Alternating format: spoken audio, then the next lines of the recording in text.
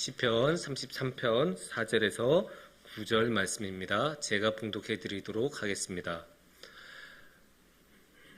여호와의 말씀은 정직하며 그가 행하시는 일은 다 진실하시도다.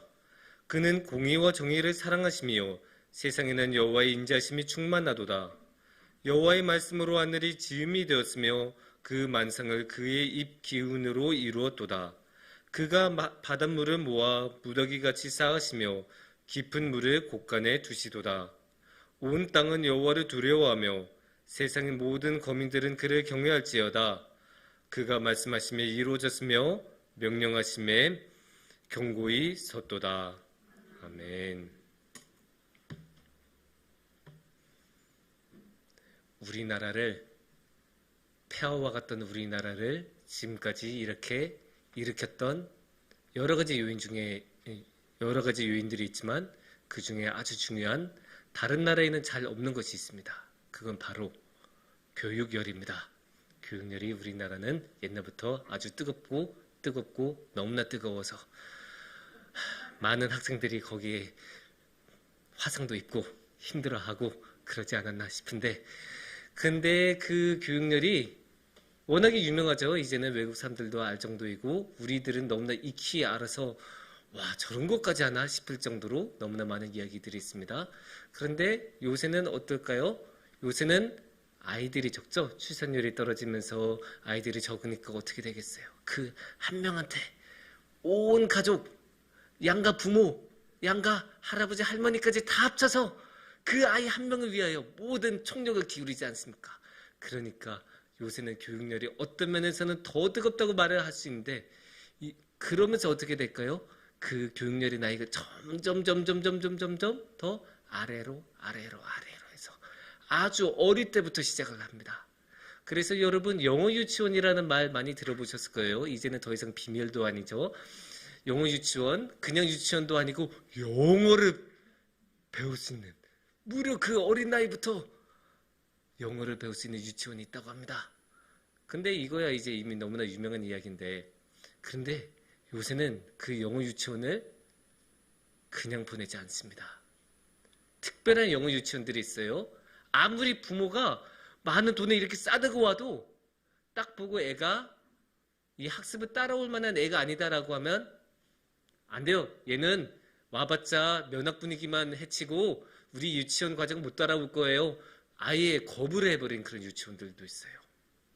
그런데 부모 입장에서 또 그런 유치원이면 더 보내고 싶잖아요. 그러면 어떻게 할까요? 애는 아직 그 수준이 안 되는데 부모는 너무나 보내고 싶고 유치원에서는 오지 말라고 하고, 그러면 어떻게 해요? 너무나 우리나라다운 해결 방식이 있죠. 과외를 시킵니다. 유치원도 안 간 아이에게 유치원을 보내려고 과외를 해요. 영어 유치원을 보내려고 과외를 시키는 게 오는 날이에요. 어마어마하게 뜨겁죠? 제가 이 이야기를 처음 들었을 때, 아니, 그 꼬맹이한테 과외를 시킨다고? 너무나 놀란 게 첫 번째고, 두 번째로 처음에 들었던 생각은, 아휴, 영어가 뭐길래, 이런 생각이 들었죠. 물론 영어를 잘하면 좋아요. 우리나라에서는 영어만 잘해도 아주 많은 돈을 벌 수도 있고 아주 높은 사회적인 지위를 얻을 수도 있습니다. 우리나라에서 땅값이 가장 비싸다는 강남역 그 주변에 영어학원, 이렇게 큰 학원들이 몇 개나 얼마나 많이 있는데요. 그것만 봐도 영어 사교육 시장의 수요가 굉장히 많다는 것을 알 수 있죠. 근데 그런 모습을 보고 그런 이야기를 들을 때마다 개인적으로 조금 씁쓸한 마음이 듭니다. 왜냐? 영어를 배우기에는 그렇게 많은 돈을 들이고 많은 노력을 들이면서 사람들이 찾아가는데, 하나님의 언어를 배우기 위해서는 과외를 받아본 사람이 있다는 말은 전 들어본 적이 없습니다. 하나님의 언어를 배우기 위해서 과외를 받고 따로 사교육을 받은 사람은 12제자들이 아마 마지막이었을 거예요. 그 이후에는 하나님의 언어를 배우기 위해서 돈을 싸들고 찾아왔던 사람은 들어본 적이 없습니다. 그런데 참, 하나님의 언어를 배우는 게 어떤 면에서는 훨씬 더 중요하거든요. 물론 영어를 배우면 인생이 많이 편해지는 것은 사실이고, 돈도 많이 벌 수 있고, 좋은 학교도 갈 수 있고, 좋은 대학에도 입학할 수 있고, 이 세상 살아가는데 많은 편안함이 있지만 하나님의 언어를 배우면 어떻게 될까요? 천국에 갈 수 있습니다. 그렇게 비교하면 뭐가 좋을까요? 이 세상에서 편리함을 주는 영어, 하늘나라를 갈 수 있는 하나님의 언어. 우리는 당연히 하나님의 언어를 선택해야 될 줄로 믿습니다. 그런 면에서 오늘의 말씀을 통해서 한번 하나님의 언어에 대해서 생각을 해봤으면 좋겠습니다. 오늘의 말씀은 이제 시편 말씀인데 오늘의 말씀에 대해서 물론 하나님의 말씀에 대해서는 하나님의 언어에 대해서는 이야기가 시작하면 끝없이 드릴 수 있을 거예요. 정말로 하나님의 언어는 너무 오묘하고 신묘하고 너무나 깊어서 말을 시작하면 끝이 없기 때문에 오늘의 수요 예배 안에서 우리가 끝낼 수 없기 때문에 어느 정도 추려서 이야기를 하자면 오늘의 말씀을 통해서 세 가지 모습을 제가 한번 나눠볼까 합니다. 첫 번째는 4절 말씀을 통해서 우리가 알 수 있습니다. 4절 말씀에서 뭐라고 말씀하고 있냐? 여호와의 말씀은 정직하며 그가 행하시는 일은 다 진실하도다. 여기서 핵심은 뭘까요? 정직. 이거는 따로 뭐 해석이 필요가 없죠. 하나님의 말씀은 정직하다. 하나님의 언어는 정직합니다. 이거 너무나 중요해요. 왜냐? 이 세상에는 거짓의 언어가 너무나 많기 때문이에요. 이 세상에 많은 사람들은 얼마나 많은 거짓을 해요? 거짓말을 하고 속이고 사기치고 그러다 보니까 어떻게 해요? 진실한 말을 하면 자신의 속을 자신의 마음을 있는 그대로 나타내면 그건 그것대로 또 이용당하고 사기당하기 너무나 쉬우니까 그렇게 안 하려고 진실하고 싶은데도 진실하지 못하고 자신의 마음을 숨겨야 하고 거짓말을 해야 되는 경우도 너무나 많죠. 거기에 지금 슬슬 무슨 철이 다가옵니까? 슬슬 선거철이 다가오고 있습니다. 선거철은 정치인들의 무대고 정치인들이 가장 잘하는 것이 무엇입니까? 제가 차마 거짓말이라고 말을 못하겠지만 그 옛날에 교황이 되기 위해서 교회 내에서 정치를 하시던 분이 했던 말이 너네 약속을 할 때는 크게 해주고 지키는 거는 천천히 해라. 이런 유명한 말을 했대요. 그 말을 가장 잘 실천하고 있는 분들은 오늘날의 정치인들이 아닐까 싶은데 그렇게 보면 거짓의 언어가 얼마나 많이 판을 치는지 우리가 자주 보고 그러다 보니까 볼 수가 없으니까 이 진실의 언어, 정직의 언어를 볼 수가 없으니까 하나님의 언어가 가지고 있는 이 정직성이 얼마나 귀한지 더 깊이 느껴져요. 하나님의 언어에는 거짓이 없습니다. 왜냐? 4절 말씀에 나온 것처럼 하나님은 진실하신 분이기 때문입니다. 하나님은 진실하셔서 거짓을 싫어하세요. 그래서 하나님의 언어에도 거짓이 없고 정직합니다. 그러니까 뭐겠어요? 하나님의 말은 믿을만 해요. 하나님의 말은 굳이 우리가 잔머리 굴려가면서 저 무슨 의도로 말한 걸까? 이렇게 생각할 필요가 없어요. 그냥 있는 그대로 받아들이면 돼요. 있는 그대로 받아들이고 있는 그대로 듣고 있는 그대로 믿으면 됩니다. 그래서 하나님의 언어는 정직한 것이고 우리가 마음속 깊이 받아들여야 하는 배워야 하는 언어입니다. 두 번째로 하나님의 언어가 가지고 있는 특성은 창조입니다. 창조에 대해서는 한번 6절 말씀을 한번 같이 보겠습니다. 여호와의 말씀으로 하늘이 지음이 되었으며 그 만상을 그의 입 기운으로 이루었도다. 아멘. 여기서 어떻게 나옵니까? 하나님이 손으로 세상을 지으셨다고 합니까? 아닙니다. 하나님이 무엇으로 지으셨다고 해요? 말씀으로. 너무나 분명하게 말씀하고 계시죠. 하나님은 말씀으로 이 세상을 만드셨어요. 그러니까 이 하나님의 말씀은 창조의 말씀인 거예요. 아무것도 없던 곳에서 무언가를 생겨나게 하는 힘. 아무것도 없는 것. 사실 우리는 지금 이렇게 살아가니까 이렇게 있는 것들이 너무나 당연하게 느껴져요. 그런데 우리는 한번 생각해 볼 수 있어요. 왜 아무것도 없는 게 아니라 우리가 지금 이렇게 있는 걸까? 우리 이 세상에 없을 수도 있는 거잖아요. 이 강대상 없을 수도 있는 거고 저 피아노 없을 수도 있어요. 그런데 지금 피아노는 저 자리에 있고 강대상은 여기에 있고 우리는 여기 이렇게 몸으로 있지 않습니까? 이게 그냥 우연히 되었다고 말하는 분들도 계시지만 우리는 그 모든 것이 하나님의 창조로 이루어졌다고 믿고 있고 그렇게 고백하면서 살아오고 있고 그 창조는 누가 했습니까? 하나님께서 말씀으로 하셨습니다. 근데 이렇게 창조라고 하면 너무 거대해 보이고 우리의 삶에서 너무 멀리 떨어진 것처럼 느껴질 수가 있습니다. 그래서 우리의 일상에 가까운 언어로 이 창조라는 말을 다시 한번 풀어드리자면 이렇게 말씀을 드릴 수 있습니다. 우리가 살아가는 것 모두 하나님께서 해주신 일입니다. 우리는 오늘 당장이라도 저 죽음의 세계로 넘어갈 수 있어요. 우리 모두는 어제 죽음의 세계에 다다랐었더라도 이상하지 않은 사람들입니다.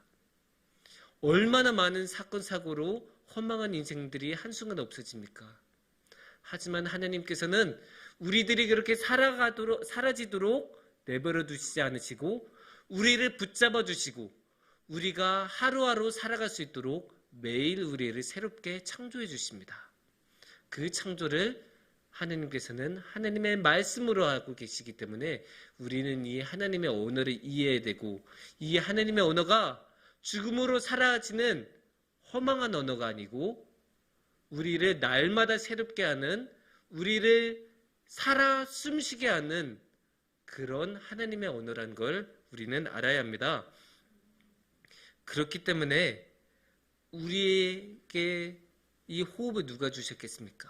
하나님이 주시지 않으셨습니까? 그러니까 오늘의 말씀에서도 입기운으로 주셨다고 방금 전 6절 말씀에서도 그랬고 창세기에서도 아담과 하와한테 하고 숨을 불어주신 게 누구였죠? 그분도 하나님이셨습니다. 그렇게 하나님께서는 우리에게 숨을 불어주시고 입기운으로 우리를 살리시고 우리에게 생명을 주시는 하나님입니다. 그렇게 하나님께서 우리에게 생명을 주시고 우리를 하루하루 살아가도록 허락해 주셨기 때문에 우리는 우리의 하나님을 그냥 하나님이라고만 부르지 않고 우리의 주인이라고 고백합니다. 왜냐? 우리의 모든 삶이 주님의 손에 달려있기 때문입니다. 주님의 한마디에 우리의 삶이 바뀌고 우리의 모든 생명이 하나님의 한마디에 걸려있기 때문에 우리는 하나님께 우리 자신을 내려놓고 주님이라고 고백하고 주인으로 하나님을 인정합니다. 그래서 8절에서도 비슷하게 고백을 합니다. 온 땅은 여호와를 두려워하며 세상의 모든 거민들은 그를 경외할지어다.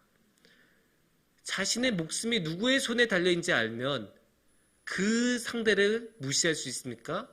아닙니다. 자신이 무시하고 불쾌하게 여기다가 한순간에 수틀려서 딱 꺾어버리면 목숨이 가면 죽어버리는데 그럴 수는 없지 않습니까? 그러니까 우리는 우리의 목줄을 쥔 상태를 존중할 수밖에 없고 주인으로 여길 수밖에 없는 겁니다. 그러니까 오늘의 말씀 8절에서도 어떻게 해요? 온 땅이 하나님을 두려워한다고 했어요. 왜? 온 땅은 하나님의 손으로 창조되었고 그러니까 모두 다 하나님의 손 안에 있기 때문입니다. 그러니까 이 땅에 사는 모든 사람들, 모든 거민들은 어떻게 했다고요? 하나님을 경외합니다. 우리의 모든 생명이 이 땅의 모든 거민들의 생명이 하나님의 손에 달려있기 때문입니다. 그렇기 때문에 하나님께 찬양을 드리고 경외를 드리고 하나님을 우리의 주인으로 여기고 경배하는 것이 마땅한 줄로 믿습니다.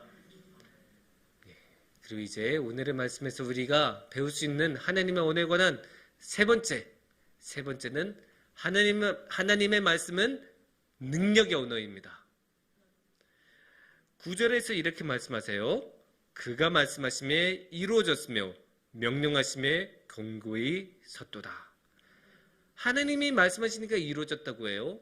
그리고 하나님이 명령하시니까 어떻게 해요? 견고히 섰다고 합니다. 우리가 살다 보면 여러 사람을 만나는데 그런 사람들 중에서 우리를 유독 불편하게 하는 사람이 있어요. 말은 엄청 많은데 행동은 안 하는 사람. 얼마나 피곤해요? 말은 막 많이 해서 이것도 나는 할 수 있다. 나 저 사람 안다. 이거 내가 하면 해결이 된다. 말은 엄청 많이 하는데 정작 일하려고 하면 일 하나도 안 하고 어디 사라져 있고 문제는 전혀 해결이 안 되고 이러면 얼마나 마음이 답답합니까? 그렇게 우리는 속된 말로 뭐라고 합니까? 입만 살았다. 그런 사람들 얼마나 피곤해요. 말은 많이 하는데 실제로 되는 것, 실질적으로 도움이 되는 것은 하나도 없어요. 하지만 예수님은 달라요. 예수님은 말씀하시면 이루어져요. 예수님이 말씀하신 것은 행동으로 옮기세요. 그러니까 예수님이 그 당시에 그 많은 사람들의 지지를 받고 예수님이 나타날 때마다 구름 같은 인파가 모였던 거예요. 왜냐? 예수님은 자신이 말씀을 하신 걸 지키셨으니까. 예수님은 자신이 말씀을 하신 대로 이뤄내셨으니까. 예수님이 단순히 그냥 병 나아라라고만 말씀하시고 지나가셨습니까? 아니에요. 예수님께서 너 눈에 뜨게 될 거다라고 하면 소경이 눈에 뜨고 너 일어날 거다라고 하면 다리 저는 사람이 일어났어요. 귀신아 나가라라고 하면 귀신이 나갔고 여기에 먹을 것이 넘칠 것이다 라고 하면 오병과 이어로 5천 명을 먹이셨어요. 예수님의 말씀은 이루어져요. 하나님의 말씀은 단 한마디도 땅에 그대로 떨어지지 않습니다. 하나님의 말씀은, 예수님의 말씀은 반드시 이루어집니다. 예수님의 말씀은 말과 행동이 항상 같이 갑니다. 그렇기 때문에 예수님에게는 아름다운 말씀이 있고 그 당시에 많은 사람들이 고백했던 것처럼 놀랍게 여긴 것처럼 저 사람의 말은 서기관들이나 율법학자들의 말과 같지 않고 권위 있다라고 말한 것도 이 말이 능력이 있기 때문입니다. 그만큼 예수님은 그 말을 현실로 이뤄낼 만한 능력을 지니셨던 분이셨습니다. 그게 그대로 예수님의 언어에서 하나님의 언어에서 그대로 나타납니다. 오늘의 말씀처럼 말씀하시니까 이루어지고 하나님이 명령하니까 무너짐이 없이 견고히 섭니다. 그게 아름다운 하나님의 말씀입니다. 그러니까 우리가 이게 될까 말까 고민할 필요가 없습니다. 그냥 예수님께서 말씀하신 건 그냥 받아들이면 됩니다. 왜냐? 예수님의 말씀은 정직한 말씀이고 우리를 살리시는 말씀이고 능력의 말씀이기 때문입니다. 여기서 우리가 놀라운 점을 한번 생각해 볼 수 있어요. 근데 하나님은 그렇게 능력을 가지시면서도 왜 그 능력을 우리를 위해서 쓰실까? 이런 생각을 우리 분명히 해볼 수 있잖아요. 그에 대한 답이 5절에 나옵니다. 5절을 보시면 이렇게 말씀하세요. 그는 공의와 정의를 사랑하시며 세상에는 여호와의 인자심이 충만하도다. 그러니까 하나님께서는 원래 공의와 정의를 사랑하시는 분이고 원래 인자심이 너무나 많으신 분이에요. 그러니까 하나님께서는 인자심이 많으니까 죄 많은 우리들도 품어주시고 지켜주시고 우리를 위해서 자신의 능력을 써주시는 분이시고 그리고 하나님의 공의를 관철시키기 위해 이 능력을 사용하시면서 그 공의로움으로 우리의 삶에 그런 아름다움과 선함과 올바름을 관철시켜 주십니다. 그러니까 하나님께서 이렇게 인자하신 분이시기 때문에 정의로운 분이시기 때문에 우리는 하나님께 우리의 삶을 의뢰할 수 있죠. 우리는 하나님께 우리의 모든 것을 의탁하고 하나님을 믿을 수 있어요.